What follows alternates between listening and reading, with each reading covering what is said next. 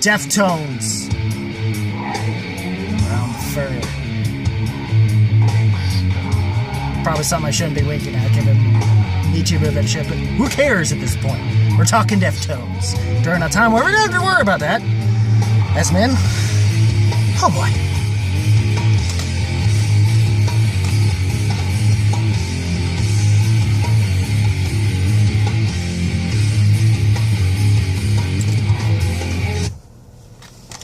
Sorry, I had to jam out there, you know. I mean, anyone who is a Deftones fan, just listen to this album. I mean, I've had this album since, actually, the back cover's a little more racy than the front. Trust me, if you've had this album. If you have this album, you'd know. And I'm not going to bother to show that in case, for some reason, I get demonetized, even though I don't really get advertisements. I never clicked the thing, because I was kind of figured with where I was going, I wasn't going to... Once I do that, I think the bots will get on you, and I wouldn't have a chance. So... But yeah, this album here, man, it's 20 years ago well, a little over, actually, by about a month, or so, I think. And, yeah, man, Deftones, y'all already know my thoughts on Deftones. You've already seen my Random Rock Countdown, and I think I did an actual review. If I didn't, I'd probably try to do it through my Random Rock Countdown, just to kind of save time. So, but this was one that was kind of requested a while back, and I've been meaning to kind of start doing old school reviews anyway, even though it's not really making that much traction unless you're really, really, really into it. But in that case, Deftones Around the Fur. I mean, come on.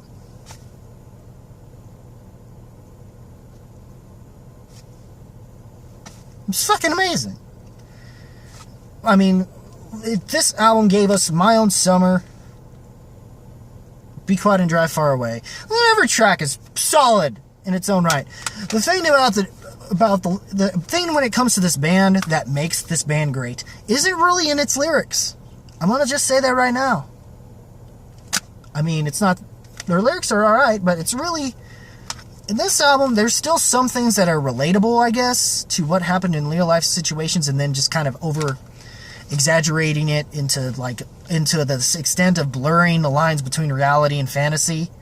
Or at least it seems to be where they started to go more into with their first two albums, and then by the time of White Pony, they changed up the way they did their lyrics to being just more dark romantic fantasy.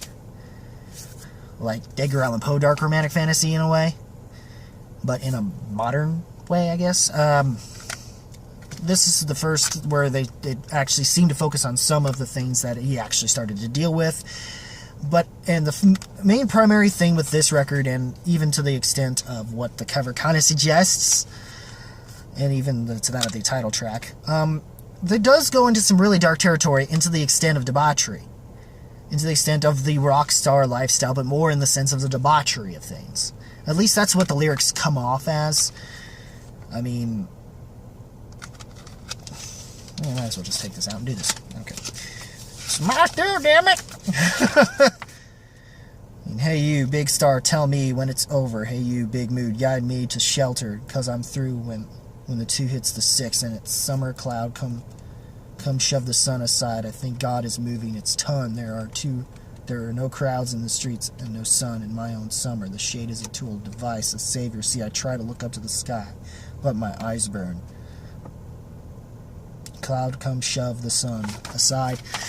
I mean, they kind of here and there use certain points that are as a chorus and a verse. They don't really kind of give you that in the lyric sheet here, but I think you'll get the idea. I mean, Mascara just kind of seems to deal with things, something of the extent of kind of sort of domestic abuse, though. And it's not that they haven't dealt with darker subject matters. They would even further do so with White Pony, which is kind of a drug reference, and there's a lot of that going on here. And a song like Mascara wound up not being the first given Digital Bath. But like I said, it's really more so, and I think the later stuff does come off more dark romanticism, and maybe sort of romanticism to a degree. Or at least they find a way to make it sound actually... I mean, there are some times where they do songs that actually lyrically are legitimately uplifting, but yet somehow the sound that they give you and the way they approach it does not come off that way.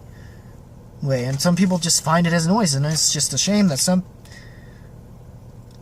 they go for the most brutal and most metal of all the songs is Head Up, which features Max Cavalera, and I think the lyrics kind of have something to do with Max's son, who apparently had died at that time, which I didn't find out until I watched this Understanding Deftones, where I'm trying to remember the site, but hopefully you check it out when you see that, because it was very recent.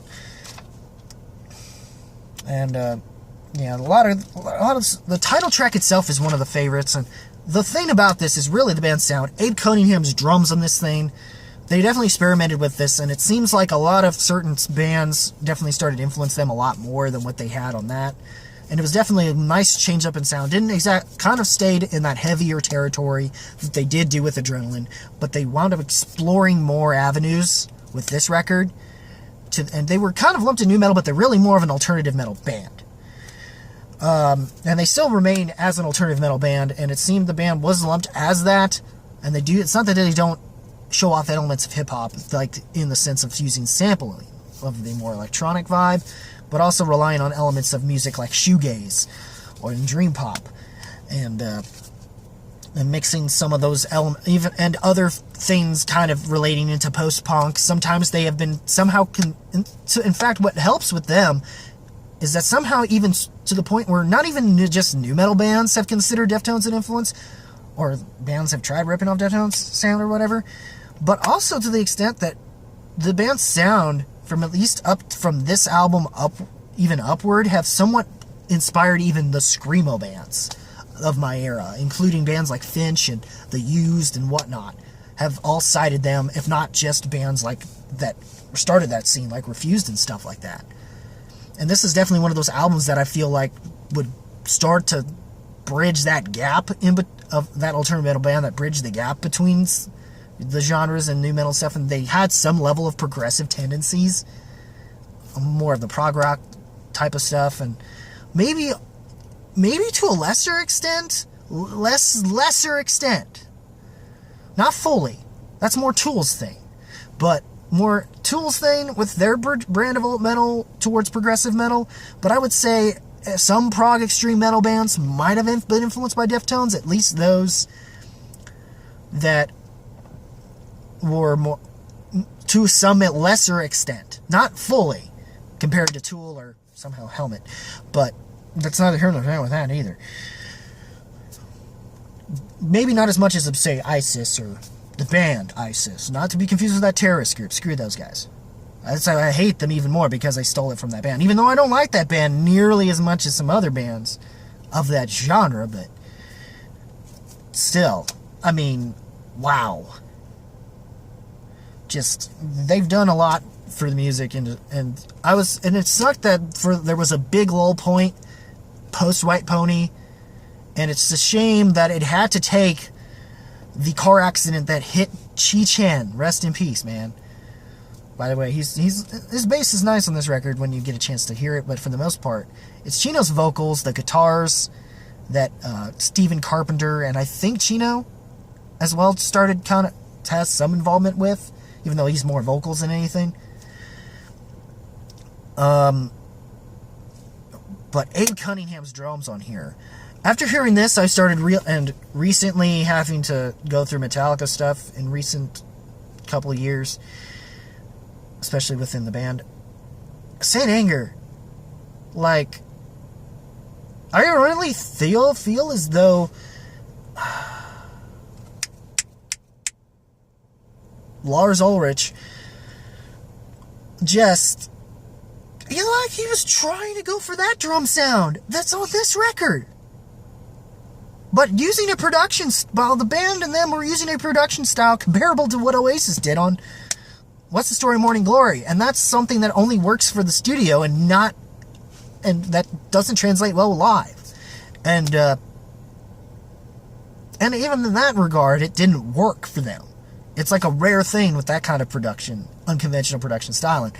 With this, I think they used some different but similar. I think they might have used a hybrid of a more unconventional style production with a traditional style, and that's how maybe this comes off as well as it does. Or at least Terry Date knew what the hell he was doing in terms of metal because of his work with Pantera. But they made sure and proved that they wanted to be more than just that, and Terry Date helped them with that too. So, yeah. And I just wish Terry Date could pull off what he's done here. Hell, in fact, I'm trying to remember this one side project he did that kind of led to the White Pony stuff. What White Pony would sound like. And that project, there was a couple songs Terry Date had done with them, and those are the best of that one project. That's name I'm blanking on. So, and which is weirdly baffling given the last album involving them with self-titled, which, like I said, is still the weakest. It's grown in places on me, but as an album as a whole, it's still weak sauce compared to anything else Deftones had done, and that's why some people don't care for this album, but it was a step back, and it's clear, even the band themselves say that this and Saturday Night Wrist, which Saturday Night Wrist was a better album, they've at least learned from whatever mistakes that they did do on the self-titled. But with this album, overall, I'm sorry if I'm liking on this, but this album overall is just the best that they've done. It's one of the best that they've done. Not the best that they've done. I still think White Pony is. Maybe not. I didn't originally. I used to be this album, but I've grown and matured, and in the process, White Pony, I've matured with better. For the most part. There's just something about it, the way they handled the sound and how they managed to find a way to not bore you with it. If you've matured and opened your mind and your palate to what they offered in that record. But with Around the Fur, it's that quintessential of an album for its time. Like I said, with how it influenced screamo, even to the extent of some post-metal bands, or just some metallic shoegaze type bands, or any band that wants to go add more ethereal or atmospheric type soundscaping stuff to their music. Deftones would be the one band that went mainstream with something like that and added something like that to their music. And this was sort of the start in it, but it didn't. But like I said, White Pony would go further with that. And maybe when that anniversary comes up, I'll finally get a chance to talk about that one. And hope that maybe some of you who loved this album, who wound up hating White Pony for some odd reason that I still don't understand at this point in my life. I used to, but it's more the fact that you just haven't been able to truly grow up. I mean, I know I haven't, but at least musically I feel like I have enough to at least acknowledge that White Pony is a masterpiece, I guess. But I'm not going to say Around the Fur isn't to some extent. Even though it does, at times, doesn't feel like it ages well. But I mean, when it comes to some of these songs here, the sound is so great, and the hidden track that's name escapes me, not Bon Hit, the one at the very, very, very end, if you have to skip to like 30-something minutes or something, so you get some dead air for a while, that just, if you need silence, though by that point some tracks will just come out of nowhere and just mess with your head or something. So when that song comes in, at least you hear the drums before the rest of the wall of sound comes at you. So, and those drums are just freaking solid. Like I said, man, Abe Cunningham, he's still a good drummer, you know, but I don't think he's more conventional in his drumming techniques. This one was somewhat unconventional, but with a better, more conventional. Like, whoever knew how to mix the drums, knew how to mix the drums. I wish they knew how to mix the drums for Lars on freaking St. Anger.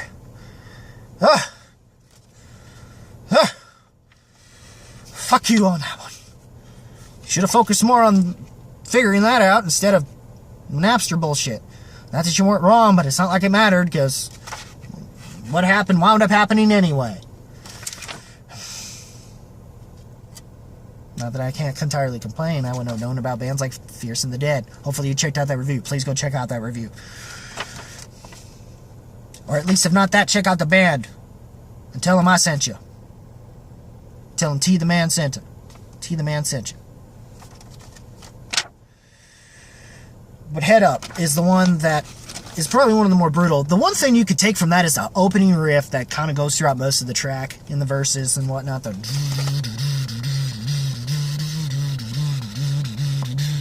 Even though it's a simple riff, actually. I've looked up the tabs on it.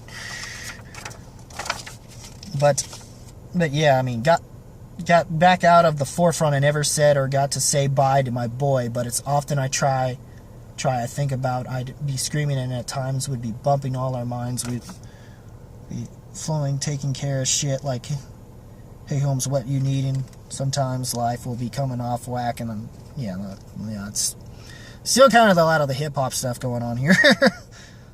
Sometimes life will be coming off whack, and well, in your eyes as I proceed to get loose, I feel you next to me, gaining spacey with the common love of music. Think of this as the sun and the mind as a tool, but we could bounce back from this one with attitude. Well, attitude and some spirit. Some spirit with attitude. Well, your spirit will shove it aside. So fly high. So fly free when you walk into the world, this world with your head up high. Somewhat positive, at least, at least by the time it ends. So, that's the thing. And it's the most extreme of the sounding ones, and the ones that most people, even one of my buddies, would call noises. But I've heard worse from black metal artists. So, that's credit for Deftones on that. But yeah, Summer Shove It. Like I said, Mascara and even Around the Fur is just... Around the Fur is exactly kind of what you think it's about, but at least, hell, even the album cover is a bit suggestive, and even the back album cover is a little suggestive, but I'm not going to show that. It's a bit much. True. But yeah, it's pretty. Even MX makes it pretty clear. But even the hidden track is probably one of the better known hidden tracks out there in the world. So,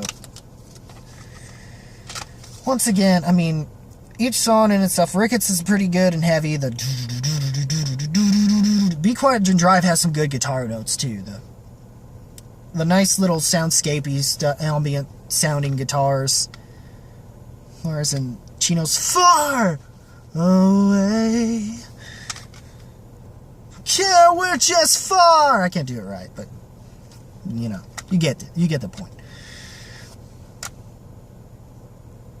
And Scaro's, I mean, Around the Fur, I think, almost comes off like a follow-up, but not really. Ricketts is sort of, kind of dealing with some kind of mental instability, I guess.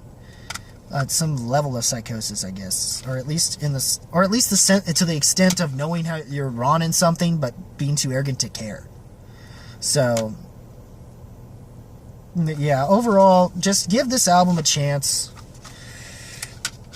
As I said, this album rocks, bordering close to masterclass.